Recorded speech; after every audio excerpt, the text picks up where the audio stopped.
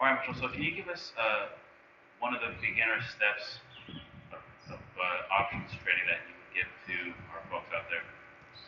Yeah, probably the first tip I give would be choosing a good broker. Obviously you got to open up a brokerage account first, but choosing a good broker is like choosing a business partner. This is the company and the people with whom you'll be conducting business on a daily basis.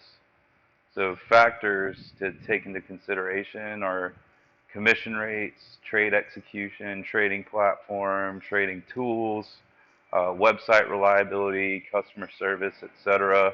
So if you're trading very actively, then perhaps commission rates will be your primary concern, as commission charges can add up to a good amount because most brokers will charge you per contract, if you're trading options.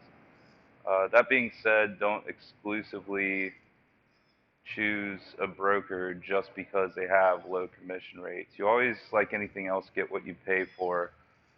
For me, however, I like to see a good trading platform, good execution, and good customer service. So just keep in mind that most brokers will negotiate commission rates with you based on what your trading volume looks like, and depending on how much business you do with them, there may be some strings that they're willing to pull on your behalf. So to summarize, do your research before choosing a broker, and even give multiple brokers a try or have multiple brokerage accounts open.